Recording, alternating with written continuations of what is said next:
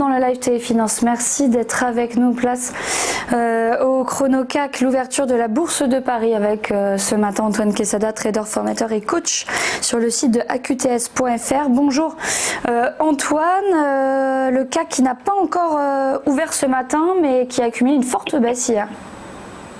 Oui, bonjour Clotilde. Non, il n'a pas encore ouvert. Si on regarde les futurs, le futur est à 4770 points, c'est-à-dire légèrement en dessous de la cotation du spot d'hier.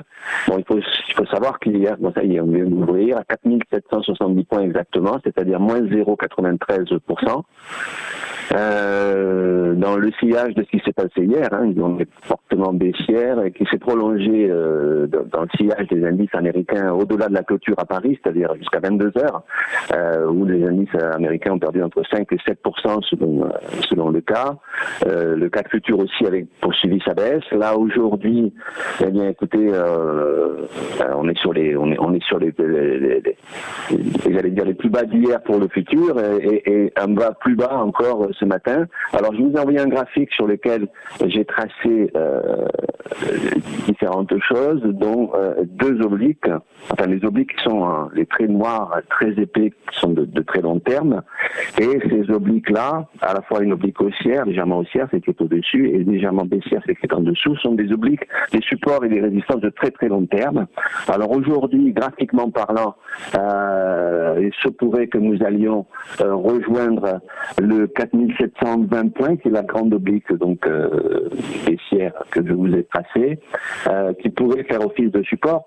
Il est vrai qu'après la forte période d'euphorie que nous avons connue, entretenue évidemment par les banques centrales, il y avait une sorte de déni de réalité. Aujourd'hui, la peur revient sur les marchés, la peur de voir la récession finalement s'installer malgré les aides des banques centrales, la peur que le coronavirus refasse des siennes, surtout aux États-Unis. Donc, on voit bien que les humains que nous sommes, et les investisseurs par conséquent, sont des moutons de Panurge. Dans l'euphorie, on y va franco, puisque le voisin achète, je vais le faire aussi. Là, la peur a envahi les marchés.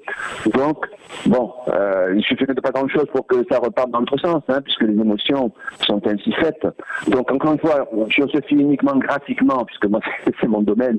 Le reste, c'est de la psychologie pure, mais il est vrai que c'est la psychologie qui impacte les marchés en ce moment, plus que d'habitude. Donc, comme je vous l'ai dit, je pense que le support de 4720 points devrait momentanément tenir, donc l'oblique baissière que je vous ai tracé là.